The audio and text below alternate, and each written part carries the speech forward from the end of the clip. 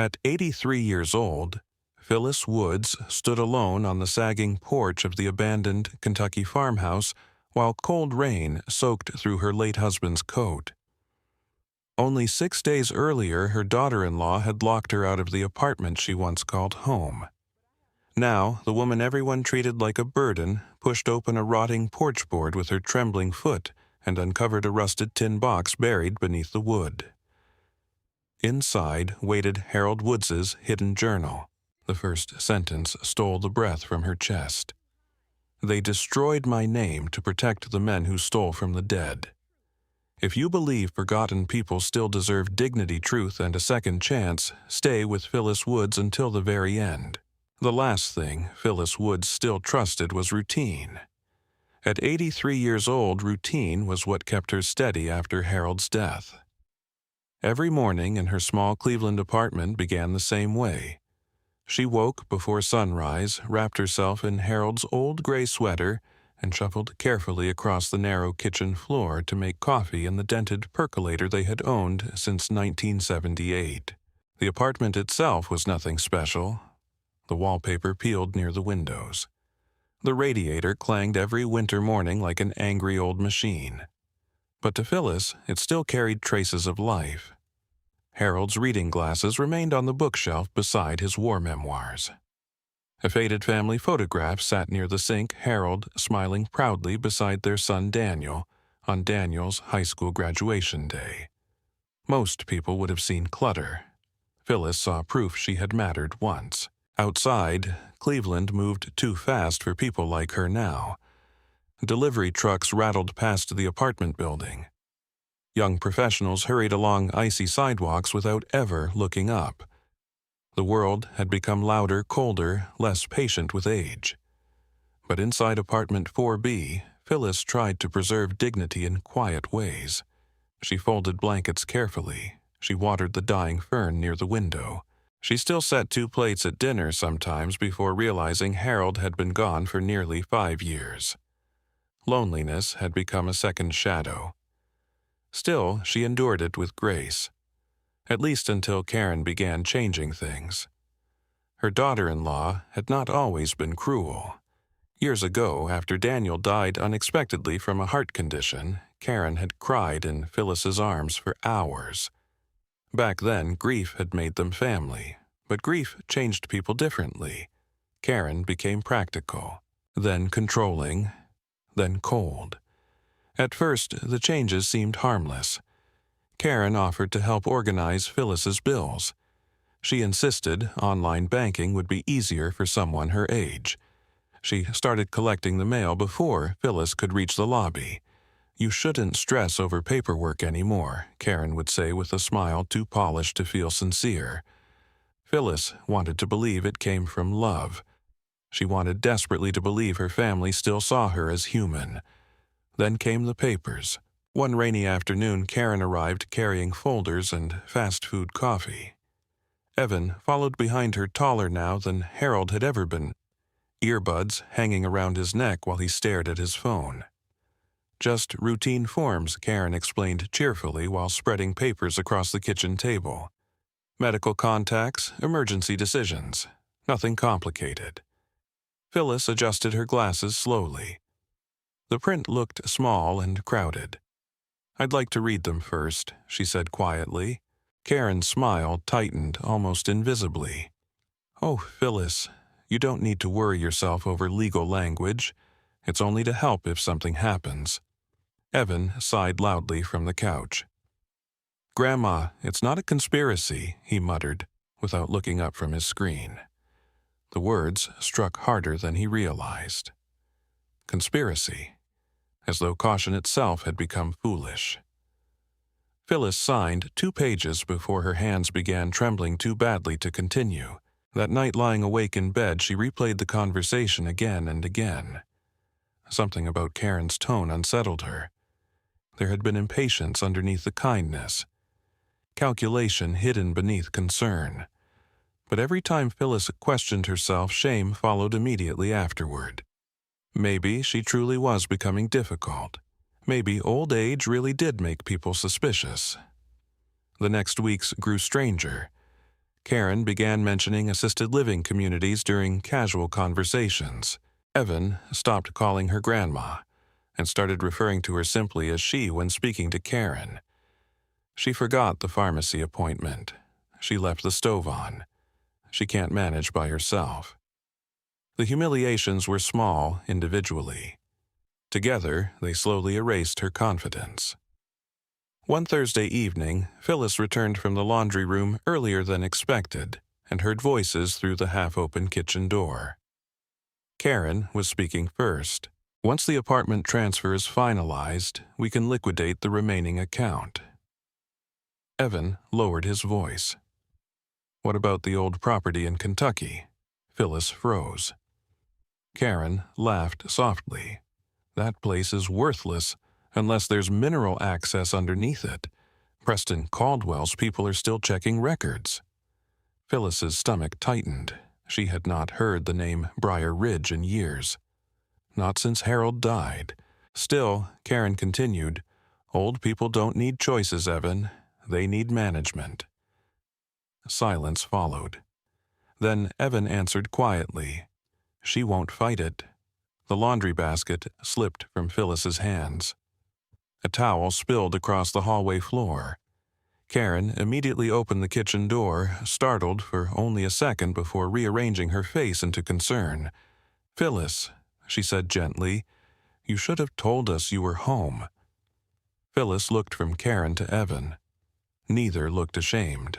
That realization hurt most of all. Not guilt, not hesitation, only annoyance at being overheard. That night, Phyllis sat alone beside the apartment window while snow drifted past the streetlights outside. She tried to remember when exactly she had stopped being part of the family and become a problem to solve. Her eyes wandered toward Harold's old coat hanging beside the front door. For years, she had avoided touching it. The scent of cedar and tobacco lingering in the fabric hurt too much. But suddenly she remembered something Harold once told her shortly before cancer took him. "If people ever start deciding your worth for you," he whispered weakly from his hospital bed, "don't let them." Back then, she thought he meant after death. Now, she understood he meant survival. 3 days later, Karen arrived without warning, carrying cardboard boxes. "We need to move quickly," she announced. "The facility outside Akron has an opening." Phyllis stared at her. "What facility?" Karen exhaled dramatically like a tired parent dealing with a stubborn child. "The senior residence I told you about. You never asked me." Karen's patience cracked visibly. "Because you can't manage alone anymore." Evan entered behind her and immediately began removing books from the shelves. "Careful with those," Phyllis whispered instinctively. "They're just books," he replied flatly. No, they were not just books. One still contained Daniel's childhood bookmark.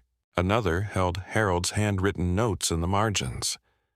Every object carried fingerprints of a life now disappearing piece by piece. Phyllis watched helplessly as boxes filled around her. 47 years of marriage reduced to stacks labeled "Donate."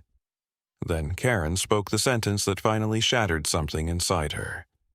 "You'll thank us later once you settle in somewhere safe." Safe. As though dignity itself were dangerous. Phyllis looked around the apartment one last time. At the photographs, at Harold's chair, at the small kitchen where she'd once danced barefoot with her husband while radio music played late into the night. And for the first time in years, anger rose stronger than grief. Not loud anger, not dramatic anger. The quiet kind born from humiliation too deep to ignore. The kind that changes people. The apartment was already half gone by the time Phyllis Woods decided she could no longer stay. Boxes lined the hallway like quiet accusations. Each one labeled in Karen's precise handwriting, "Donate, keep trash." As if a lifetime could be sorted so easily into categories by someone who had never built it. Evan moved through the rooms without hesitation, unplugging lamps, stacking books, wrapping photo frames in newspaper.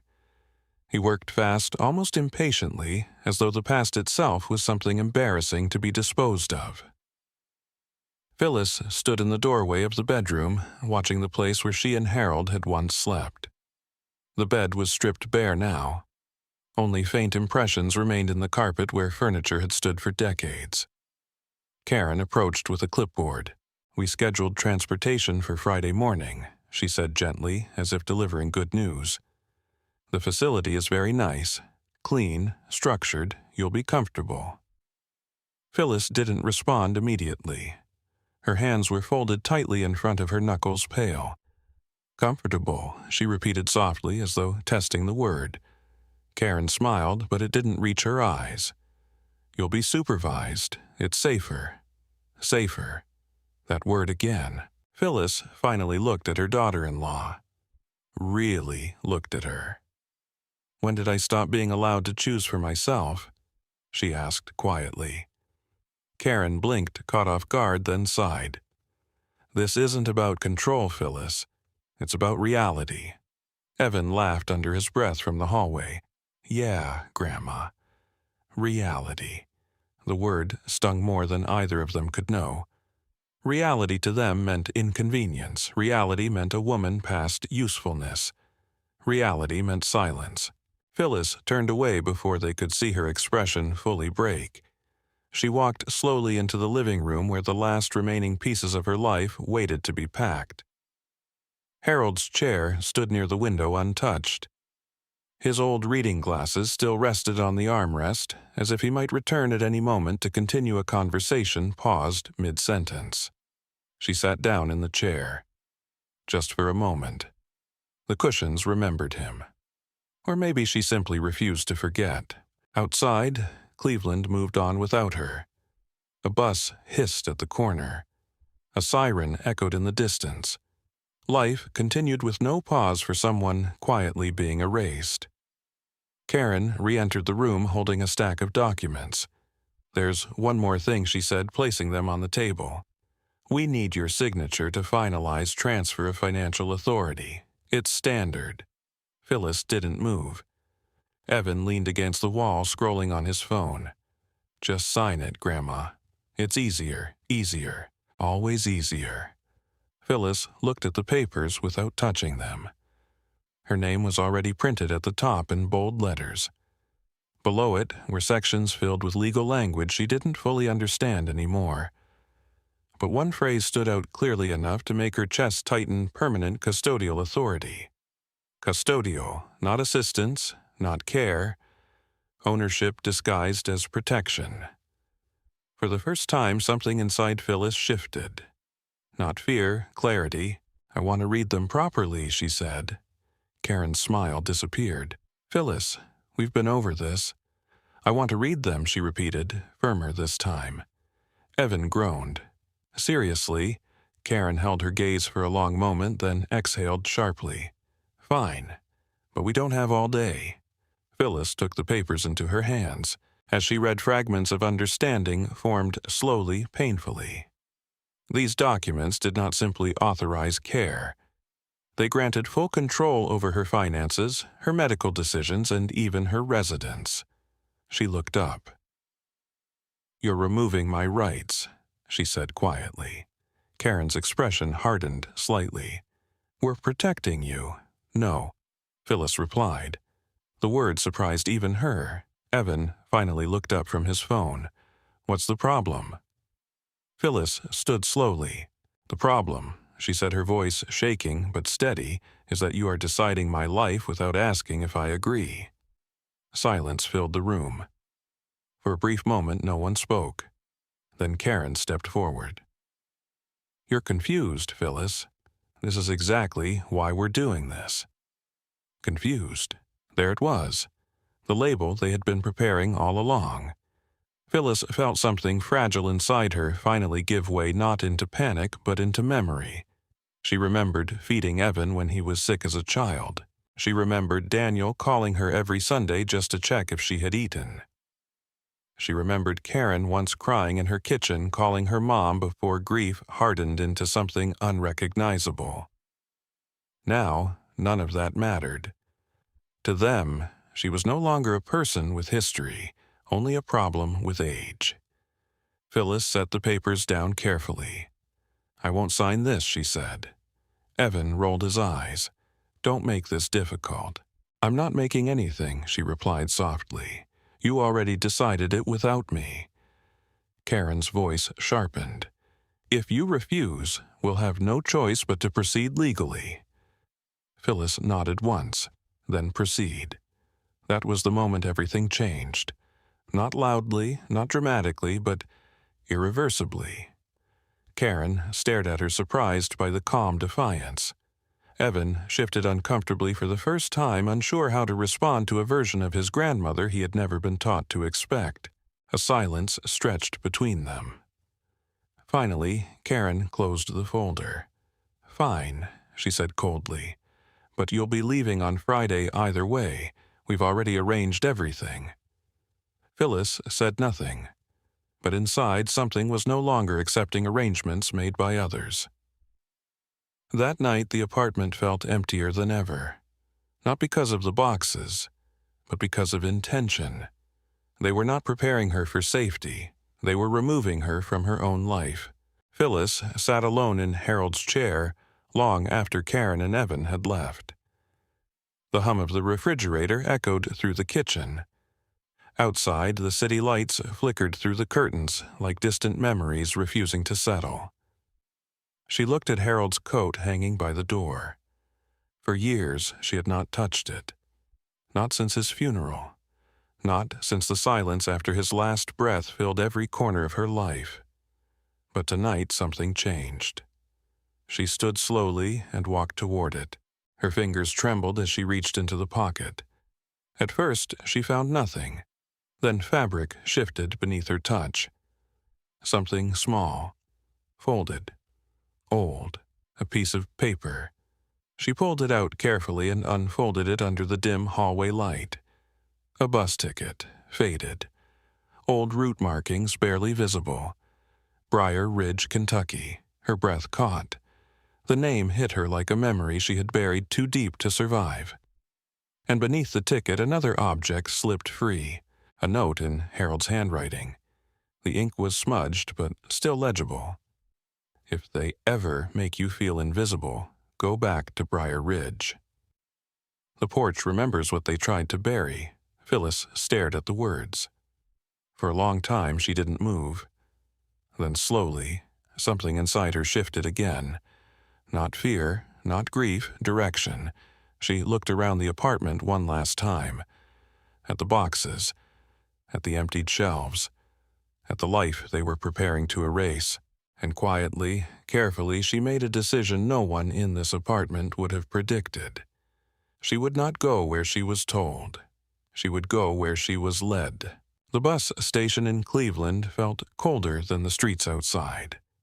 Not because of the weather, but because of what Phyllis Woods was leaving behind without permission. At 83 years old, she stood in line with a single suitcase beside her feet and Harold's coat draped carefully over her arm. Around her, people moved with purpose.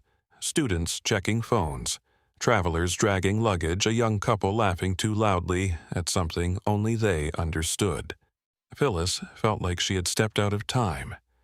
Not dead, just misplaced. The ticket in her hand was worn at the edges. Briar Ridge, Kentucky. A place she had not spoken of in decades. A place she had spent years trying not to remember. Behind her, the world she was escaping still continued without pause. Karen's final words echoed in her mind. "You'll thank us later." Evan's dismissive tone. "It's just easier, Grandma." Easier for whom? Phyllis boarded the bus without telling anyone goodbye. Not because she didn't have anyone to tell, but because the people who remained had already decided they were done listening. As the bus pulled away, Cleveland slowly faded into gray distance. Highways stretched forward like uncertain promises. Phyllis pressed her forehead against the cold window, watching the city shrink until it no longer felt like hers. Then came silence. Not empty silence, transition. The road south toward Kentucky changed everything gradually. Concrete turned to cracked asphalt. Skyscrapers gave way to warehouses, then fields, then long stretches of land that looked forgotten even by maps. With each mile, something inside Phyllis loosened. Not hope yet, something older than hope, memory. She remembered Harold laughing on a summer porch, hands stained with paint after fixing the barn. She remembered Daniel running barefoot through grass too tall to tame. She remembered evenings when money was tight, but laughter was not. And then she remembered the year everything broke. Briar Ridge. The name itself carried weight. Not geography, history. A place that had once held their life together and then quietly helped destroy it. By the time the bus crossed into Kentucky, night had begun to fall. Phyllis stepped off at a small rural station that looked like it had survived by accident rather than intention. The air smelled of damp earth and old wood. No taxis waited, no crowds rushed, only a gravel road stretching outward into darkness. For a moment, she simply stood there. A thought flickered through her mind, I shouldn't have come, but it was too late to turn back. She began walking. The farmhouse was farther than she remembered, or perhaps she was simply weaker than memory allowed. The road curved through stretches of land where fences leaned tiredly and trees stood like silent witnesses. Each step pressed pain into her joints. Each breath reminded her she was still here, not welcomed, but present. When she finally saw it, the house did not greet her like a memory. It looked like abandonment made physical. The Whitaker farmhouse stood at the edge of a field overtaken by weeds and wind. The roof sagged slightly on one side. The porch was half-rotted, its wood darkened by years of rain and neglect. Windows reflected nothing but broken sky. Phyllis stopped at the gate. Her chest tightened. This was where she'd once been a wife, a mother, a future. Now it was just structure, still standing, barely. She pushed the gate open. It creaked loudly in the still air as if protesting her return. Every step toward the house felt heavier than the last. The closer she got, the more the past seemed to press against her skin. Not as memory alone, but as accusation. Inside her mind, another version of herself walked beside her. The young Phyllis. The one who believed love would last if you worked hard enough. The one who believed truth always protected the innocent. That version of her did not recognize what she had become.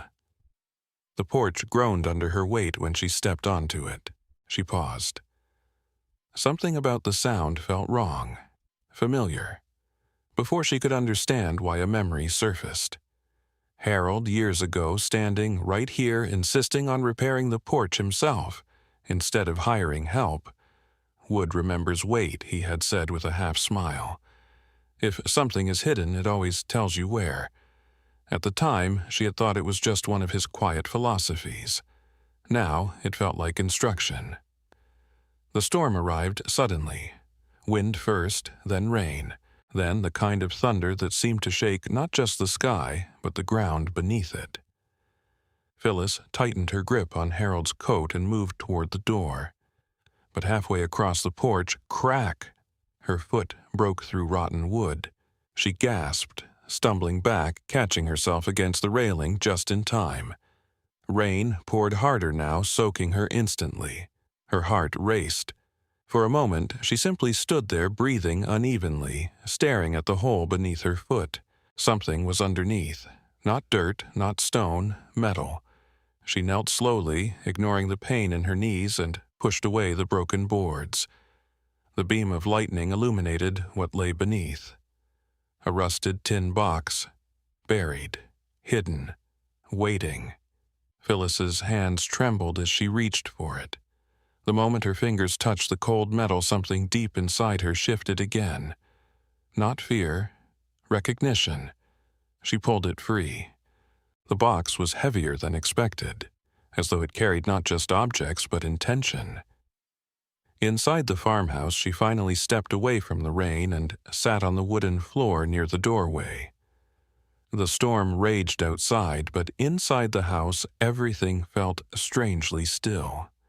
She placed the tin box in front of her.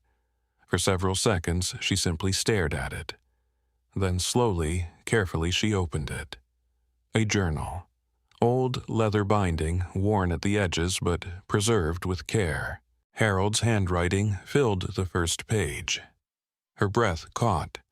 The first line was not an introduction. It was a confession. They told the world I stole from veterans. What they never told you was that I tried to stop them from stealing from the dead. Phyllis felt the world tilt slightly. She kept reading. Each word widened the fracture between what she had believed and what had been hidden from her for decades. Names appeared. Arthur Caldwell, Raymond Pierce, Walter Grayson, men she had once trusted in passing conversations in church gatherings in polite town greetings. Men Harold had accused of corruption. Men the town had protected. The journal detailed meetings, forged documents, stolen land deeds, and relief funds meant for widows and injured soldiers. And then came the part that made her stop breathing altogether. Harold had not been the thief. He had been the witness, and he had been silenced. Outside, thunder rolled again, but Phyllis no longer reacted to it. Her hands turned the page slowly. At the bottom, one sentence waited like a buried truth finally resurfacing. If anyone finds this, know that the porch hides what they were willing to kill the truth for. Phyllis looked up at the broken floorboards beneath her. The porch did not feel like ruin anymore. It felt like a warning that had waited 40 years to be understood. And for the first time since leaving Cleveland, she realized something terrifying and undeniable. She had not come here to escape her family. She had been led here to uncover what her family had been built on. The storm did not end that night. It lingered over Briar Ridge like something unwilling to admit defeat, wind pressing against the farmhouse as if testing whether it still deserved to stand. Inside, Phyllis Woods sat on the cold wooden floor with Harold's journal open in her lap. The tin box lay beside her like a witness that had finally spoken. Her hands were still trembling, but not from fear anymore. From recognition. From the slow, painful unfolding of truth. She read the journal again and again. Each pass revealed something new, not because the words changed, but because she was finally able to understand them. Harold had written carefully, not like a man confessing guilt, but like someone documenting a crime he was never allowed to stop. The Veterans Relief Fund had been meant to support injured soldiers returning from war, widows, families left behind, people like her, people like Harold's own father. But according to the journal, money had begun disappearing quietly years ago. Land records altered, signatures forged, claims redirected. At the center of it all were three names that now felt heavier than ink could justify Arthur Caldwell, the town banker, Raymond Pierce, the county clerk, Walter Grayson, the church treasurer. Respected men, trusted men, men who smiled in daylight and rearranged lives in darkness. Harold had discovered irregularities first by accident. A missing ledger page. A widowed family denied compensation despite clear eligibility. A land deed quietly transferred under questionable authority. At first, he thought it was clerical error, then coincidence, then pattern, and finally truth. But truth in Briar Ridge was not welcomed. It was managed. Harold's journal described how he confronted them privately, how Arthur Caldwell had smiled too calmly when Harold asked questions, how Raymond Pierce warned him that good men don't dig holes they can't climb out of, how Walter Grayson reminded him that the church values peace over suspicion. Then came the turning point.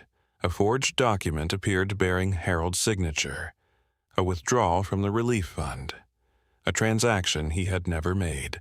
Within weeks, the town changed its story about him completely, from respected veteran advocate to accused thief, from trusted citizen to cautionary tale. Phyllis closed her eyes for a moment. She remembered those days differently, not in detail, in feeling. The sudden coldness in neighbors' eyes, the silence at church, the way conversations stopped when she entered a room. She had believed it was shame. Now she understood it had been strategy. Harold had been erased, not physically. Socially, systematically, she turned another page. The journal became more personal. I cannot tell Phyllis everything Harold had written. If I do, they will come for her too. But I will leave her enough so that one day, if she survives me, she will know I did not fail her by choice. Phyllis pressed a hand against her mouth. For decades, she had lived with a different story. That Harold had been broken by guilt. That he had carried something unspoken to his grave. That he had left her without explanation. But now she saw it clearly. He had been protecting her, even from beyond truth itself. A loud crack of thunder shook the house again, snapping her back into the present. The rain had intensified, leaking through gaps in the roof. Water dripped steadily into a metal pan in the corner. The farmhouse was deteriorating around her, but she no longer saw it as abandonment. She saw it as concealment. Harold had written one final instruction inside the journal, where the summer apples fell beneath the stone that never moved. Phyllis repeated the phrase softly. Summer apples. She tried to picture it. The orchard behind the house, once vibrant, now overgrown. She stood slowly, every movement aching, and walked to the back door. The wind pushed against her as she stepped outside, rain immediately soaking her again. But she did not stop. The orchard lay beyond what remained of a broken fence line. Trees stood scattered like ghosts of something once carefully tended. Most were dead or dying, their branches twisted upward like hands refusing to let go of memory. Phyllis moved carefully between them. Each step brought fragments of the past. Daniel as a child running barefoot through grass. Harold teaching him how to pick fruit without damaging branches. Laughter that once belonged here, now replaced by silence. She found the area Harold meant quickly, not because it was obvious, but because something about it felt preserved. A large, flat stone rested near the base of an old apple tree. Unlike everything around it, the stone had not shifted with time, not fully buried, not fully exposed, as if the earth itself had refused to erase it. Phyllis knelt beside it. Her hands pressed into wet soil as she tried to push the stone aside. It did not move easily. She braced herself and pushed harder. Muscles strained. Pain shot through her arms, but she did not stop. With a final effort, the stone shifted. Beneath it was a rusted metal tube sealed tightly and hidden deep enough to avoid discovery for decades. Her breath caught. This was it. She opened it carefully. Inside were documents, dozens of them, some yellowed with age, others carefully preserved in oilcloth. Bank ledgers, affidavits, land deeds. Handwritten statements from veterans confirming missing payments, and photographs, black and white. Arthur Caldwell shaking hands with unknown men in suits. Raymond Pierce signing documents that should never have existed. Walter Grayson standing beside crates labeled relocation funds. But there was something else, something worse. A photograph of Harold, standing alone, facing them. The date scribbled on the back confirmed it was taken the day everything collapsed. Phyllis stared at his face.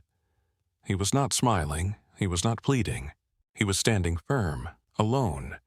She suddenly understood something she had never allowed herself to imagine. Harold had not been destroyed because he was guilty. He had been destroyed because he refused to join them. A sound broke through her thoughts. Footsteps. Behind her. Phyllis froze. Slowly she turned. A young man stood at the edge of the orchard path holding a phone in his hand. Evan Woods. her grandson. So he had come. Of course he had, but the expression on his face was not what she expected. Not concern, not relief, calculation. His eyes moved immediately to the metal tube in her hands. "What is that?" he asked.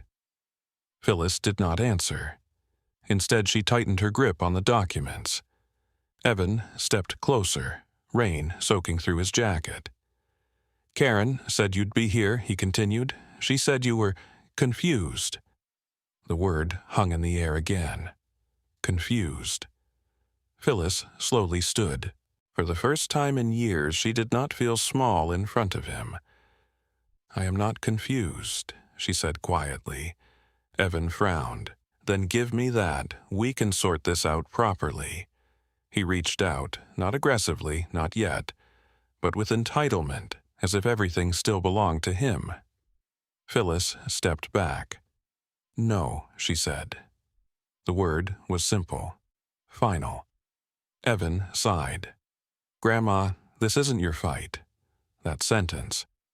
Something inside her finally broke cleanly. Not her spirit, the illusion. "This is my husband," she said, holding up the journal. "This is my son. This is my life." Evan hesitated. Just for a second. But it was enough. Phyllis saw it. Not guilt, not understanding. Opportunity. He pulled out his phone and began taking pictures. "I should show Mom this," he said under his breath. And in that moment, Phyllis understood something else. This was no longer just about Harold. It was about what people were willing to do when they believed truth had no owner. She held the documents closer to her chest. The rain continued falling, but she did not move. Not away, not back. Forward had already begun. The rain had stopped by morning, but Briar Ridge did not feel any lighter. It never did. It was the kind of place where silence didn't mean peace, it meant memory refusing to leave. Phyllis Woods stood at the edge of the orchard, still holding the rusted tube of documents close to her chest. Evan had left just before dawn, not with resolution, but with something far more dangerous information he did not yet understand. He had taken photographs. That meant others would come. And in Briar Ridge, people rarely came to uncover truth. They came to protect what was already buried. Phyllis knew that now. The farmhouse behind her creaked in the morning wind like an old witness that had survived too many secrets. Inside it lay Harold's journal still open where she had left it. But she could not stay inside anymore. Not because of fear, because of direction. The town center was only a few miles away, but it felt like crossing decades instead of distance. Briar Ridge had changed in appearance since she last lived here, but not in nature. The same cracked sidewalks, the same faded storefronts, the same church steeple rising like a reminder of judgment rather than faith. People noticed her the moment she entered town. That was the first difference. In Cleveland, she was invisible. Here, she was remembered, and not kindly. Whispers followed her like wind between buildings. "That's her. She came back." Harold Woods's widow. Phyllis kept walking. Her steps were slow but deliberate. Each one was a refusal to shrink. The county records office stood at the far end of Main Street, a modest brick building that looked older than its own authority. Inside, the air smelled of paper dust and institutional memory. Behind the counter sat a woman in her 50s, glasses low on her nose, reading something carefully with the patience of someone who had learned not to rush history. She looked up. Recognition flashed immediately. "Phyllis Woods," she said quietly. Phyllis nodded. "I need access to records from the Veterans Relief Fund around 45 to 50 years ago." The woman hesitated. "Those files are restricted." "I know," Phyllis replied, "but they shouldn't be missing." A pause. Not resistance, uncertainty. The woman stood slowly. "My name is Margaret Ellis," she said. "My father was one of the veterans involved in that fund." That changed something in the air. Not trust, but alignment. Margaret led her into the back room. where shelves of archived files stretched like forgotten corridors. Boxes were labeled in fading ink. Some had not been opened in years. As they searched, Margaret spoke quietly. "My father always said money disappeared before anyone admitted it," she said. But when he tried to ask questions, people told him to stop stirring trouble.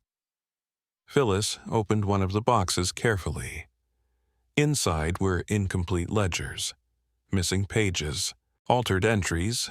It was not absence, it was removal. Someone had not forgotten, someone had erased. Margaret frowned as she examined another file. These aren't just old mistakes, these are coordinated gaps. Phyllis's voice was steady. Harold tried to stop it. Margaret looked at her sharply. "You have proof." Phyllis hesitated, then placed the rusted tube on the table. Margaret carefully opened it.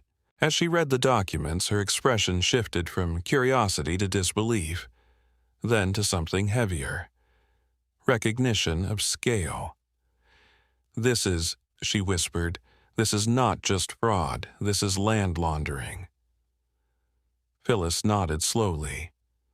They used veterans' land rights to transfer mineral-rich property under false claims. Margaret turned another page. Her hands tightened. "And this name," she said, pointing. "Arthur Caldwell." Phyllis felt a tightening in her chest.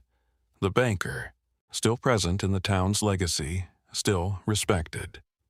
Margaret exhaled slowly. "His son still runs Caldwell Development."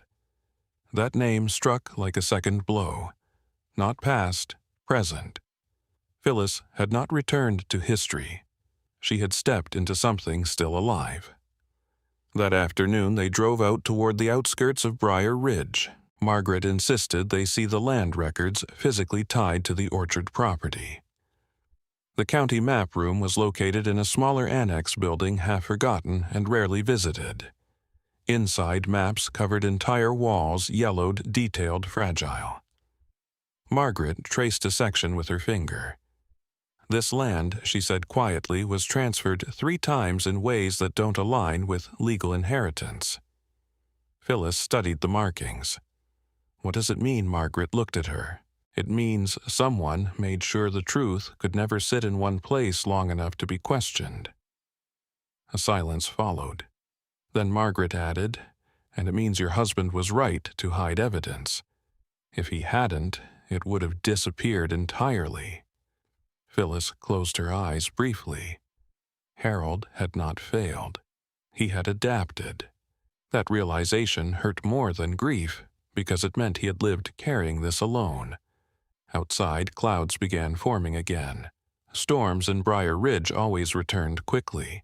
As they left the building, a black truck sat across the street. Engine running, windows tinted. Margaret noticed it first. "Do you know them?" she asked. Phyllis looked, and immediately something inside her tightened. Not recognition of faces. Recognition of intent. "No," she said. But she was lying, because she had already seen this pattern. When truth began to surface, attention followed, and attention in Briar Ridge was never neutral. The truck pulled away slowly, not rushing, observing. Margaret exhaled. "We should be careful. If Caldwell Development is involved, they won't let this move forward quietly." Phyllis nodded, but something had already shifted in her. Carefulness was no longer enough. That evening they returned briefly to the farmhouse. Margaret wanted copies of everything before anything disappeared. Phyllis agreed, though her instinct told her something was wrong. The house felt different. Not emptier, occupied. As they entered, Phyllis paused. A subtle detail. The front door lock had been touched, not broken. Replaced. Someone had been here, recently. Margaret noticed her expression. "What is it?" Phyllis stepped inside slowly. "I didn't leave it like this." A cold silence followed. Then from upstairs a sound. A floorboard. Weight shifting. Margaret immediately reached for her phone. Phyllis raised a hand. "No police yet," she whispered. "Why not?" Phyllis looked upward, because whoever was here hadn't come to steal. They had come to confirm, and that meant they already knew. A voice called from upstairs, calm, controlled, male. "I wouldn't go through those papers too quickly if I were you." Margaret froze. Phyllis did not. She stepped toward the stairs slowly. "Who are you?" she called.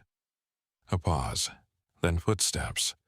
A man appeared at the top of the stairs, mid-40s, wearing a suit too clean for the farmhouse expression, carefully neutral. "I'm here on behalf of Caldwell Development," he said. Phyllis studied him. "Not fear, assessment. You followed me." The man tilted his head slightly. "We prefer to say we monitor relevant property activity," Margaret whispered. "This is private property." The man smiled faintly. "That depends on which documents you believe are valid." Phyllis stepped forward one more step. "What do you want?" The man looked directly at her now. "For you to stop reopening things that were already settled." Phyllis felt something settle inside her. Not fear, clarity. "They were never settled," she said. The man's expression tightened slightly. "That's where you're wrong." Phyllis held his gaze. "No," she replied softly. "That's where you were allowed to believe you succeeded." A long silence followed. Then the man turned slightly toward the door. "People like you always think truth is enough," he said. "It isn't." And then he left, no threat spoken, none needed, because the message had already been delivered. Outside, the engine started again, and faded into distance. Margaret stood frozen. "That wasn't just intimidation," she said quietly. Phyllis looked at the staircase where he had stood. "No," she replied. "That was confirmation. They were no longer uncovering history. They were interrupting something still being protected.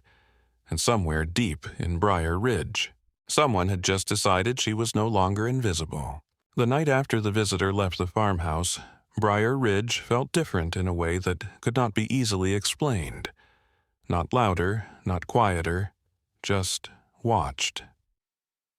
Phyllis Woods noticed it first in the small things.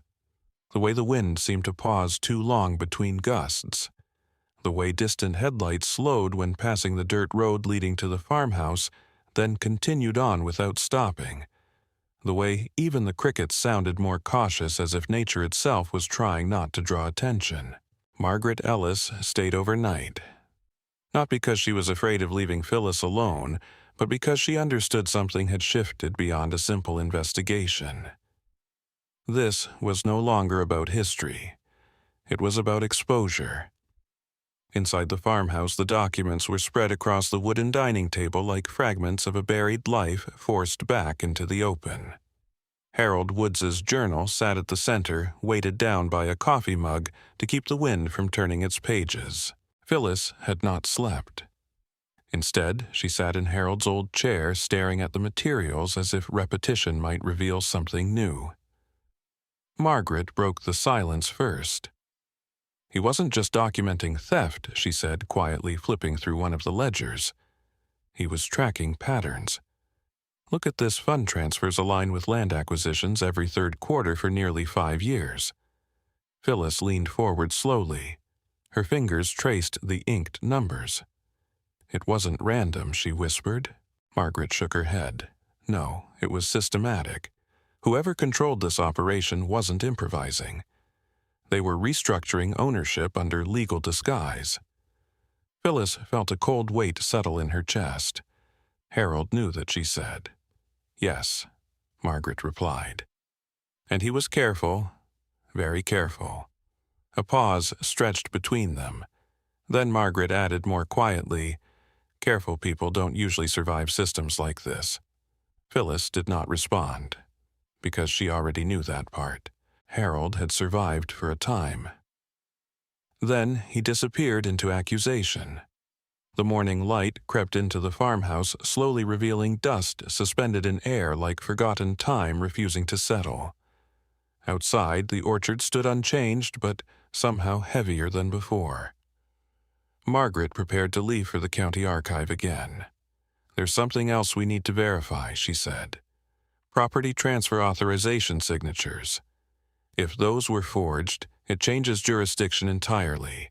Phyllis nodded but remained seated. "I'll come with you," she said. Margaret hesitated. "It might be safer if you—" "I didn't come here to be safe," Phyllis interrupted gently. That statement carried no anger, only finality. Margaret studied her for a moment, then nodded. Together they drove back into Briar Ridge. The town was awake now, but not openly. People were outside, but not interacting. Conversations stopped as their car passed. Curtains shifted in windows. Doors closed earlier than necessary. It was not hostility, it was awareness. The kind that spreads when a secret begins to loosen its grip. At the county annex, they met a different clerk this time. Younger, nervous, the kind of nervous that comes from being told not to notice too much. "I can't release those records without authorization," she said quickly. Margaret placed her credentials on the counter. "We're conducting historical financial review tied to federal veterans' land allocation discrepancies." The clerk hesitated. Phyllis spoke softly. "My husband's name is in those records." That changed the tone. Not legally, humanly. The clerk glanced around, then lowered her voice. "Some files were already requested this week." Margaret stiffened. "By who?" The clerk shook her head. "I'm not supposed to say." Phyllis felt it immediately. Preston Caldwell's network had moved faster than expected. They were not reacting. They were preempting. Inside the archive room, they discovered something worse than missing files. They discovered selective preservation. Certain documents remained intact. Others had been carefully removed or replaced with sanitized versions. Margaret scanned the system logs. "These deletions weren't old," she said sharply. "Some are less than 10 days ago." Phyllis's voice dropped. "They're cleaning it." Margaret looked up.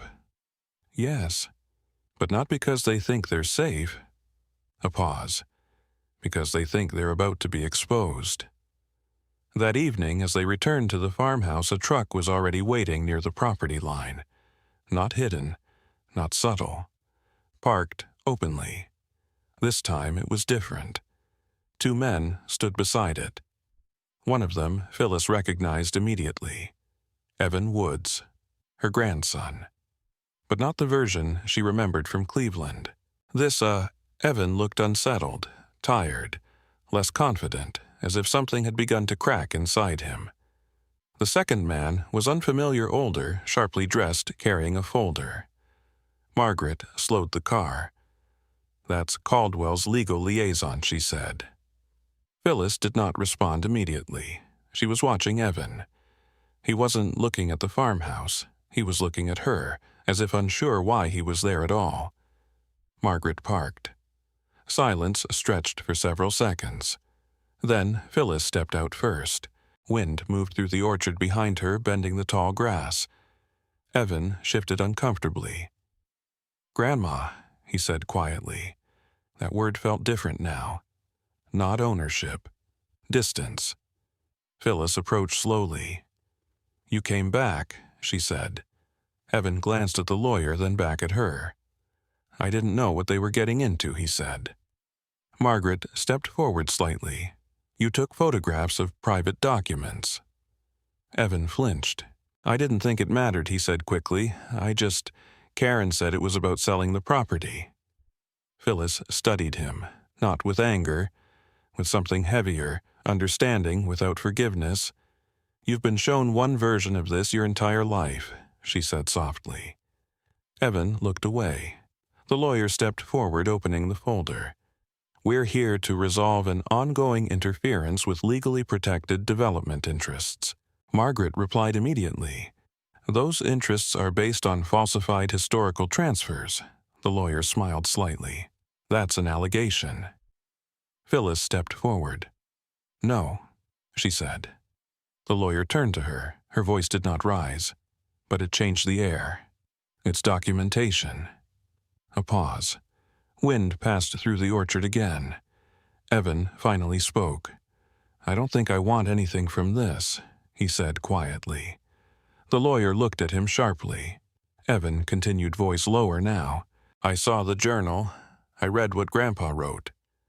Phyllis's breath caught slightly. Evan swallowed.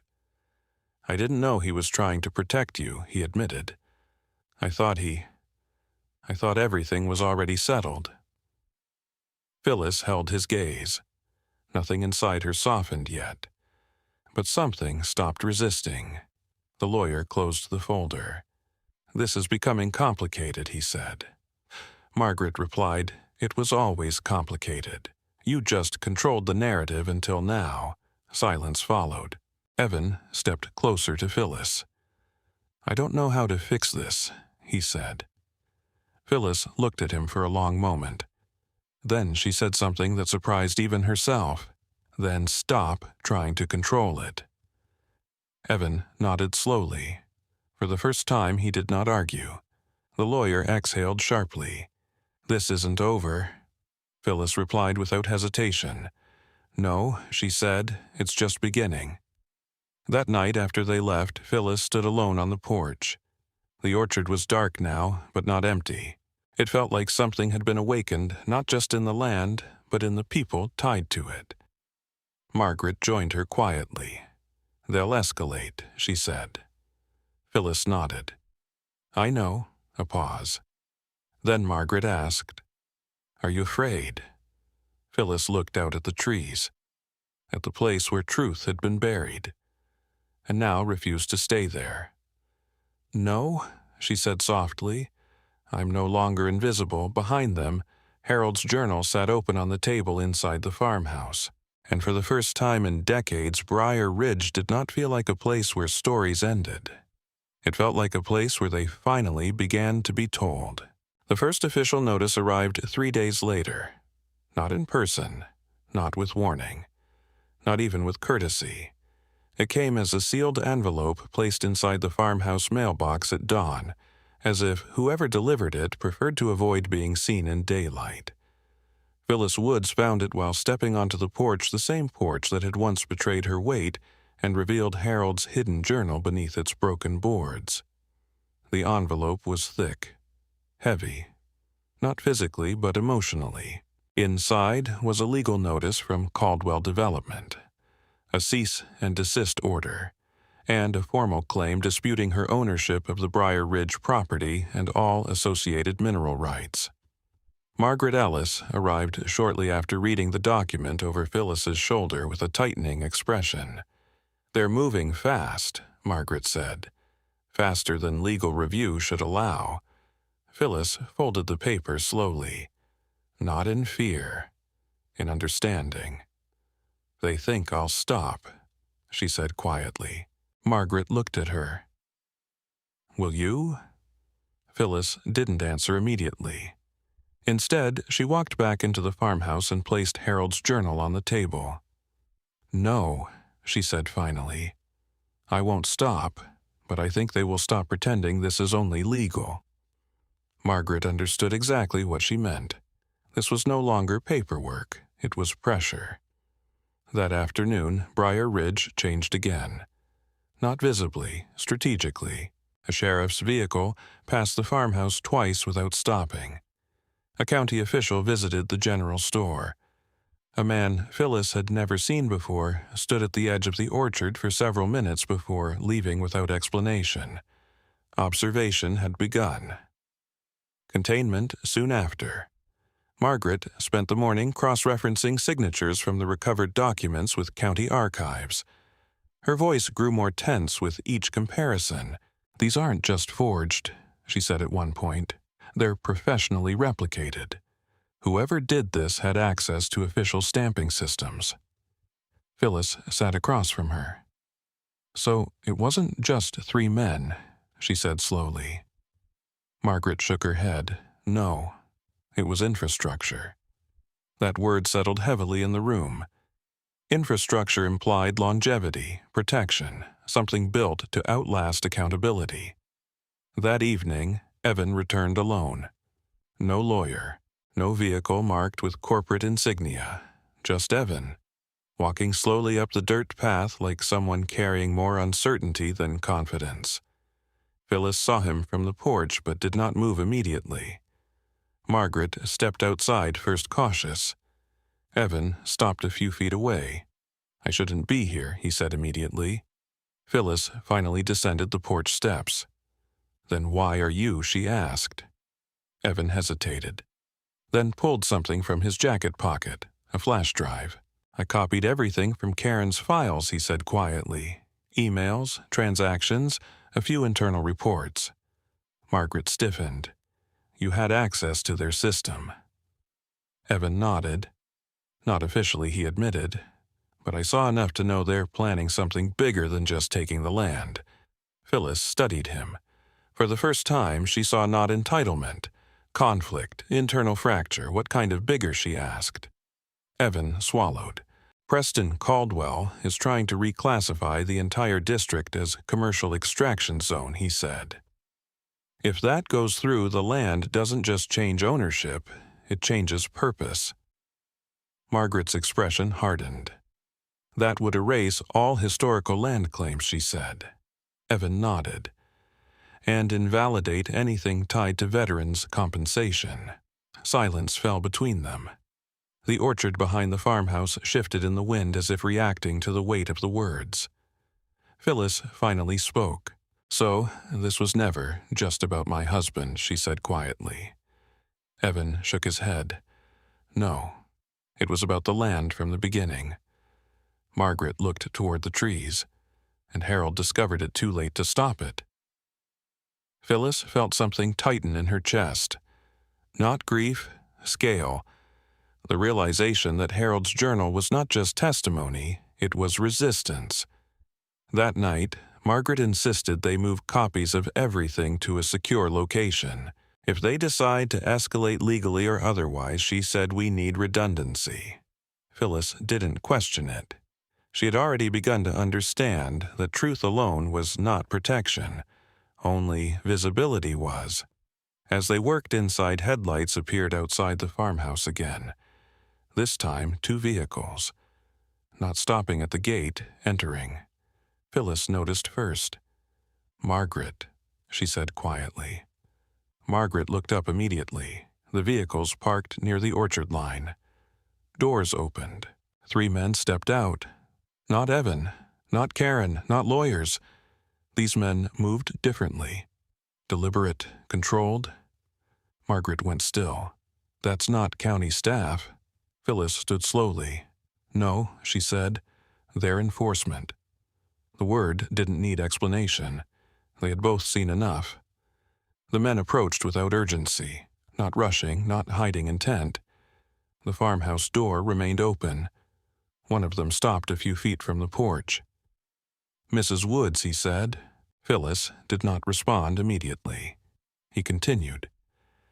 "You've been advised by legal counsel to cease unauthorized excavation of historical property materials." Margaret stepped forward. "We are reviewing public record evidence of fraud." The man's gaze shifted briefly to her. "This is not a public matter anymore," he said. Phyllis finally spoke. It became public the moment it was stolen from people who had no voice. A pause. Wind moved through the orchard again. The man studied her carefully. "You should return to Cleveland," he said. Phyllis's voice remained calm. "I already left what they wanted me to leave behind." The second man stepped slightly forward. "This situation will escalate beyond your control," he said. Margaret replied immediately. "It already has." Silence stretched again. Then the first man looked at Phyllis. "You are not the target," he said quietly. "You are the complication." That sentence landed differently, not threatening, defining, as if she were an obstacle in a system already in motion. Phyllis looked toward the orchard behind them, toward the stone they had uncovered, toward Harold's journal inside the farmhouse, toward everything that had been buried and was now refusing to stay hidden. "I was never meant to be part of this story," she said softly. The man nodded once. "Exactly." A pause. Then Phyllis added, "That is why I am dangerous to it." For the first time, something flickered in the man's expression. Not fear, recognition. Because she was right. Invisible people were easy to ignore. But not once they were seen. The men returned to their vehicles without further words. But the message had changed before they were observing. Now they were measuring. After they left, Margaret exhaled slowly. "That wasn't warning," she said. Phyllis nodded. It was classification. Inside the farmhouse, Evan stood near the table, pale. "I didn't know it was this deep," he said quietly. Phyllis looked at him. "I know," she replied. And for the first time there was no accusation in her voice. Only reality. That night, Phyllis sat alone on the porch after everyone had gone inside. The orchard was dark again, but not silent. Somewhere beneath it, history was still shifting. Not buried anymore. Resisting burial. Harold's journal rested beside her. Open, waiting, and for the first time, Phyllis understood something she had not allowed herself to fully accept before. This was no longer about uncovering truth. It was about surviving it long enough for it to be believed. The Briar Ridge Church had not changed much in 40 years. It still stood at the center of town like a quiet judgment that never needed to speak aloud. Its white paint had faded, its wooden steps softened by time, but its presence remained the same, watching, remembering, waiting. For Phyllis Woods, stepping onto its grounds felt like stepping backward into a version of her life she had once tried to forget. This was the same church where Harold's name had been spoken in whispers that eventually became accusations.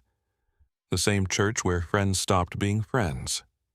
Where neighbors became witnesses. And where silence became agreement.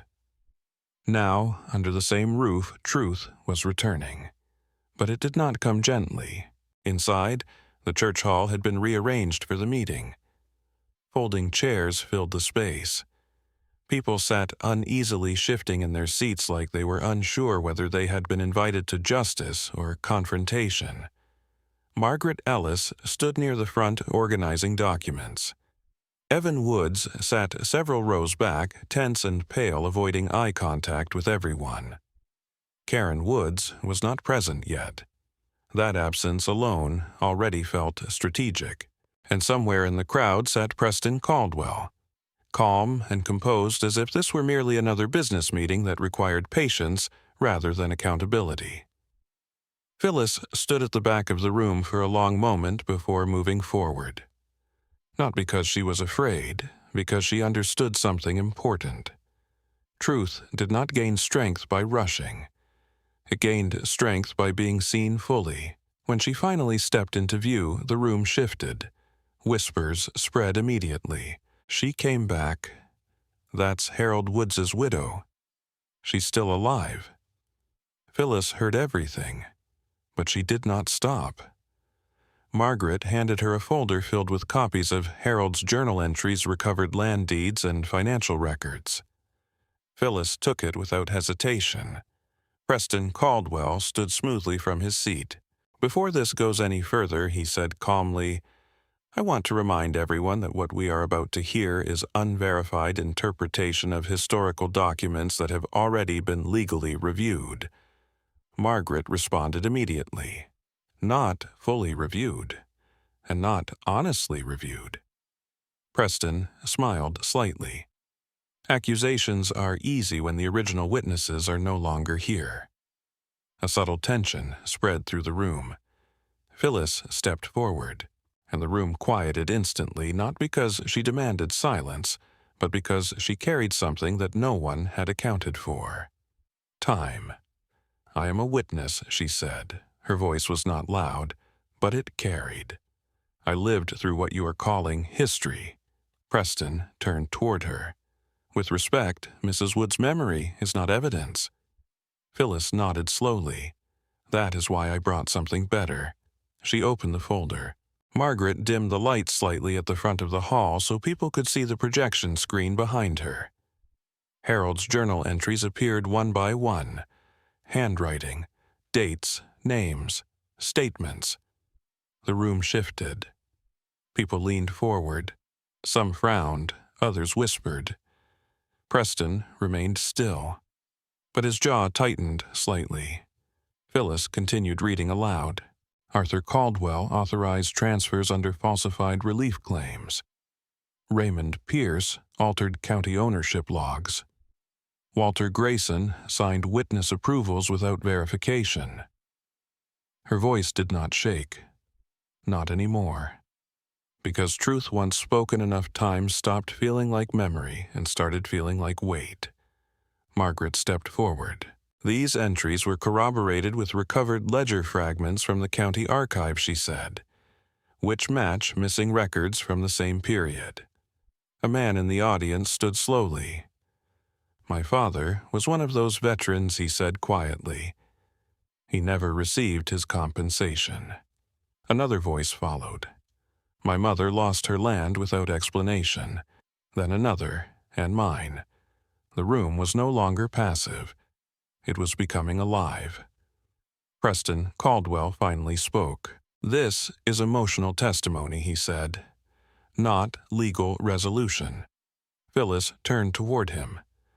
For the first time, she did not look like someone defending herself.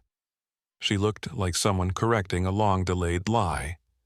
No, she said softly. This is what happens when people are finally allowed to remember what you buried. A silence followed. Then the doors at the back of the church opened. Karen Woods entered. Late, intentional. She walked forward slowly, heels clicking against the wooden floor face composed in practiced concern. This is getting out of control, she said. Evan turned sharply. Mom. Karen ignored him. Phyllis is not in a stable condition to be making public accusations, she continued.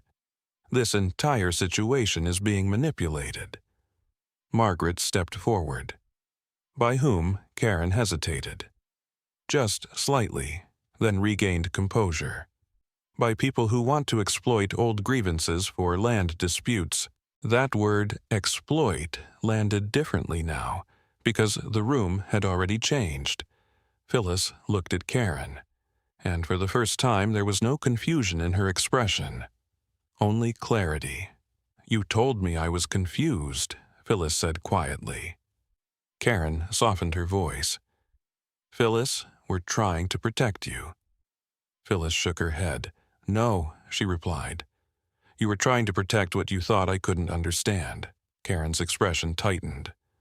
Preston Caldwell leaned slightly forward. We should adjourn this before it becomes disruptive, he said. But Margaret raised her voice. One more document, she said. She projected a final file onto the screen. A land transfer chain. Not from Harold's journal, from county records. Fully traced, fully documented, and fully altered. Gasps moved through the audience. Because it showed something undeniable, the system was not broken. It had been designed. Karen stepped back slightly. Evan stood completely now. I didn't know, he said again, but this time quieter. Preston Caldwell's composure began to fracture slightly. This is not admissible. It is when it's public record, Margaret interrupted. Silence followed. Then Phyllis stepped forward again. She looked at the room. Not as a victim, not as a widow, but as someone who had finally been allowed to stand inside her own history. My husband was not a thief, she said. Her voice was steady. He was erased because he refused to join men who stole from people who had no voice. She paused. And I am not leaving this erased. The room did not respond immediately, because something had shifted too deeply for immediate reaction. Then slowly, someone began to clap. One person, then another, not loud, not organized, but real. Preston Caldwell stepped back slightly, realizing control had already slipped. Karen looked around the room unsettled for the first time. Evan lowered his head, and Phyllis Woods stood in the center of Briar Ridge Church, no longer invisible. Outside, the wind moved through the town like something finally unable to hold its silence any longer. The silence after the church meeting did not feel like peace. It felt like the moment after a glass finally cracks when everyone is waiting to see whether it will hold or collapse completely. Outside Briar Ridge Church, people did not leave quickly. They lingered in small groups, speaking in lowered voices, replaying what they had just witnessed. Some avoided eye contact. Others stared at Phyllis Woods as if seeing her for the first time, not as Harold Woods's widow, but as something far more unsettling. A living contradiction to what they had been told for decades. Truth that had aged too long to stay buried. Preston Caldwell left first. No speech, no rebuttal, only a tight expression and quick steps toward his black vehicle waiting near the curb. His lawyer followed without speaking. But before the car door closed, he looked back once. Not at the crowd. At Phyllis. And for the first time there was no confidence in his expression. Only calculation. Karen Woods stood near the church steps, arms folded tightly, her composure finally showing fractures. Evan stood a few feet away, staring at the ground like it had become unfamiliar terrain. The version of events he had inherited his entire life was no longer stable, and that instability terrified him more than anything else. Inside the church, Margaret Ellis was already gathering copies of documents, sealing folders, and making phone calls to state-level investigative contacts. Her voice was sharp, controlled, and increasingly urgent. "This has moved beyond local jurisdiction," she said quietly. "Once they verify these transfers at scale, this becomes a multi-county financial corruption case." Phyllis stood beside her, still holding Harold's journal. Not tightly, just steadily. "Will they believe it?" Phyllis asked. Margaret looked at her for a long moment before answering honestly. "They already believe something is wrong," she said. "Now we just have to make sure they can't unsee it." That night, Briar Ridge did not sleep normally. Phones rang in houses that had been quiet for years. Old families reopened conversations they had avoided for decades. County offices received sudden requests for historical clarification that sounded polite but carried pressure beneath them. And for the first time in a long time, Arthur Caldwell's name began circulating in a way that was no longer controlled. Phyllis returned to the farmhouse with Margaret and Evan. The drive was silent, not because nothing could be said, but because everything already had been. When they arrived, the farmhouse looked unchanged, but the meaning of it had shifted entirely. It was no longer just a forgotten structure. It was evidence. Inside, Margaret immediately began duplicating records and organizing a secure backup system using portable drives and encrypted storage. Evan watched quietly, unsure where to place himself. Phyllis sat at the table, Harold's journal open in front of her. At some point, Evan finally spoke. "I didn't think it was real," he said. Phyllis did not look up immediately. "Real?" she asked softly. "I thought it was just old family drama," Evan admitted. "Something people exaggerated over time." Phyllis finally looked at him. And now Evan hesitated. "Now, I think we were living inside a story someone else wrote," he said. That statement lingered in the room longer than he intended. Margaret paused briefly in her work. "Most corruption doesn't survive because it's strong," she said quietly. "It survives because people stop questioning it." Evan swallowed. "I helped them," he said suddenly. Phyllis's expression did not change. "I know," she replied. That calm response affected him more than anger would have, because there was no denial, only acknowledgement. Evan sat down slowly. "I didn't know what I was doing," he said again, quieter now, "but I still did it." Phyllis closed the journal gently. "I am not asking you to undo it," she said. Evan looked up. "Then what are you asking?" Phyllis paused. For a long time. Then she said something that surprised even herself. That you stop pretending you are not part of it. Silence followed. Not heavy, just honest. Outside headlights appeared along the dirt road again. Margaret noticed first. Her posture shifted immediately. Not again, she said under her breath. Phyllis stood. This time there were no unknown vehicles waiting quietly. This time the approach was deliberate. 2 SUVs, identifiable. County insignia, but not official behavior. They parked without hesitation. 3 men stepped out. One of them was familiar now, not by identity but by presence. The same Caldwell legal representative from earlier. But this time he was not alone. A woman in a tailored coat followed behind him, carrying a thick folder and a state-issued identification badge. Margaret stiffened slightly. "That's state oversight," she said quietly. Phyllis watched them approach the porch. Not moving, not retreating. The woman spoke first. "Mrs. Woods," she said formally, "we've received notification of potential systemic irregularities in land and veterans' compensation records originating from Briar Ridge County jurisdiction." Phyllis nodded once. Margaret stepped forward. "We have physical documentation supporting those claims," she said. The woman opened her folder. "We're here to secure originals for chain of custody verification." That sentence changed everything. Not emotionally, procedurally, because it meant the system had now officially acknowledged the possibility of corruption. Preston Caldwell's influence was no longer absolute. It was being examined. Evan stood behind Phyllis, watching silently as copies of Harold's journal land deeds and financial records were carefully sealed into evidence bags. The process was slow, methodical, irreversible. At one point, the state investigator looked at Phyllis directly. "You understand, she said this will not remain local." Phyllis nodded. "I never wanted it to." The woman studied her for a moment. Most people involved in cases like this wanted closure, control, outcome. But Phyllis did not look like someone seeking resolution. She looked like someone who had already accepted consequence. After the documents were secured, the investigators prepared to leave. But before they did, Evan spoke quietly.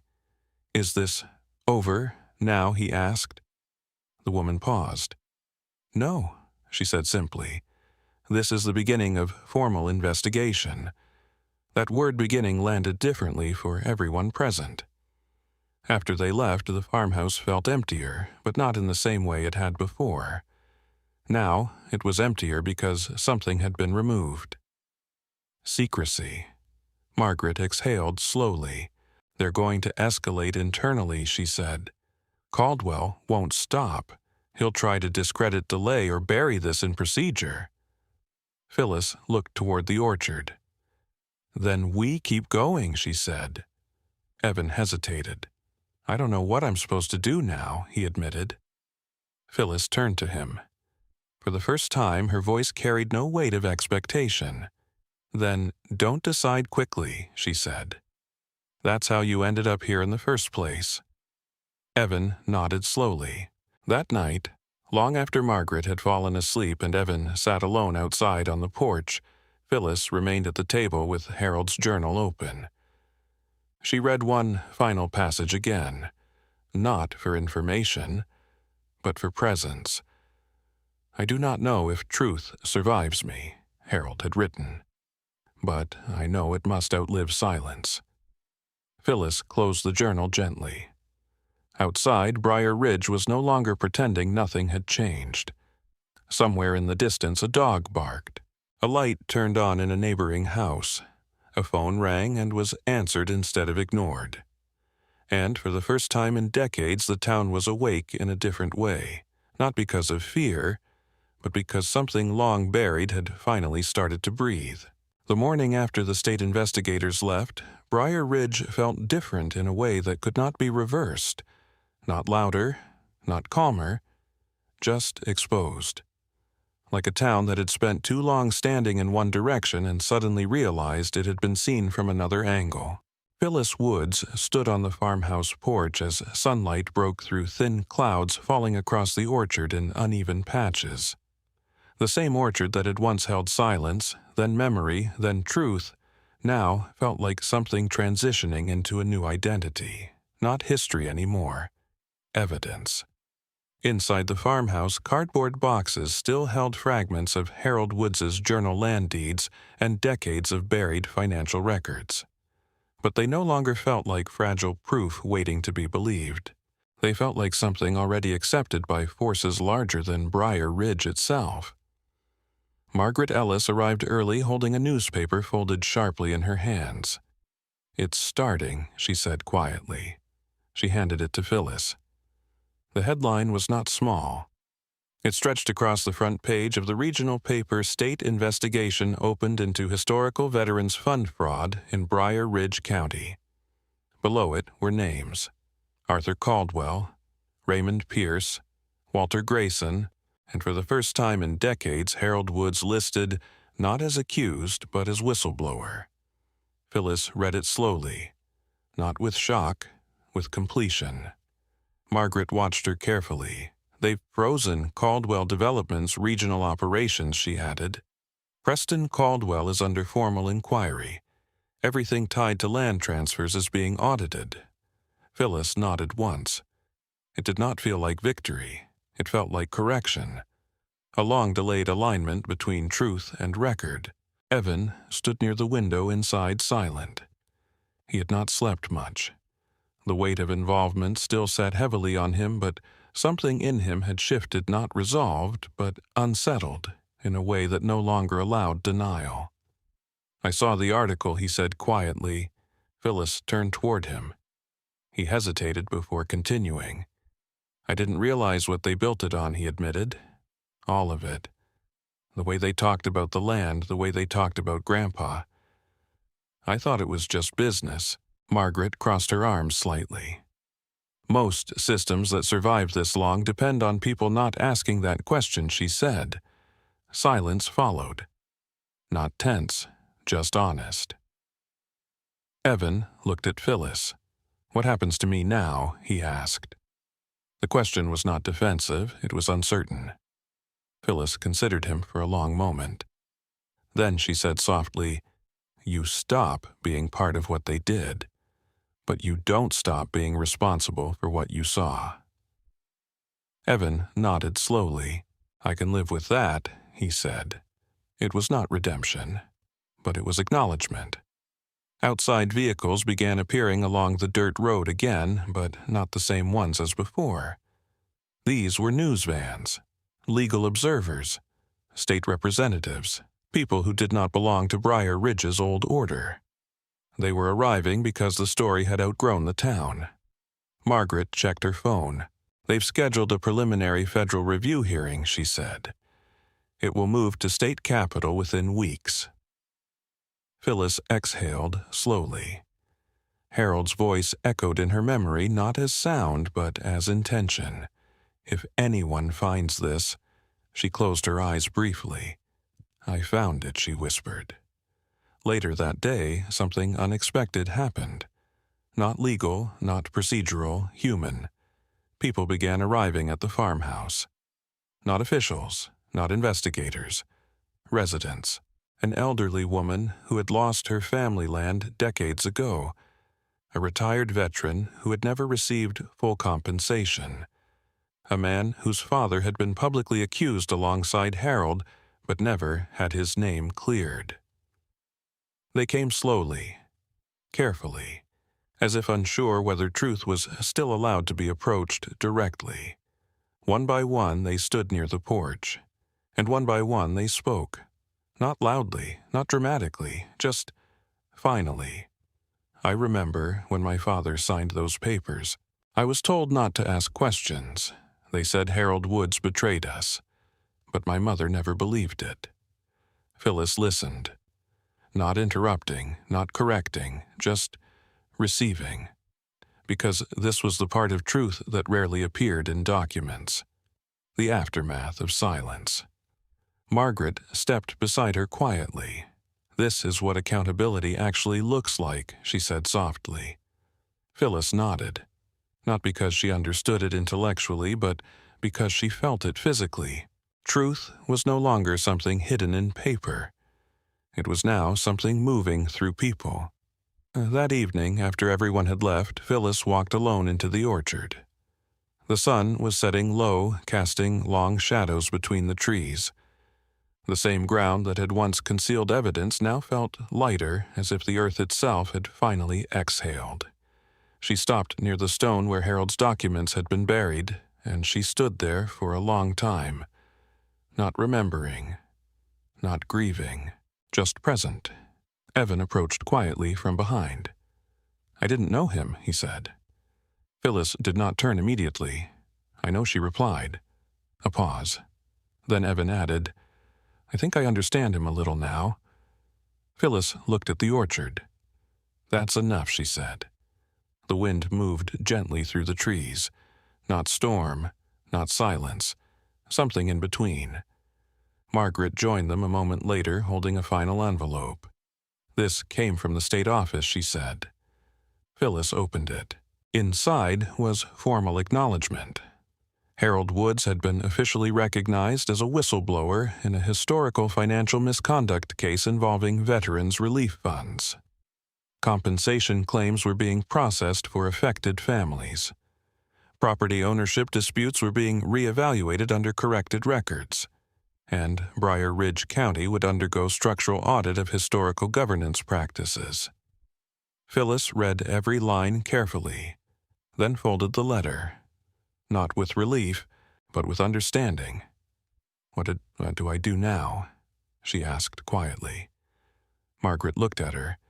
"You decide what this becomes," she said. Evan stepped forward slightly. "The farmhouse," he said. "The orchard. It doesn't have to stay just evidence anymore." Phyllis looked at him. He continued it could be something else, something people come to. So what happened doesn't disappear again.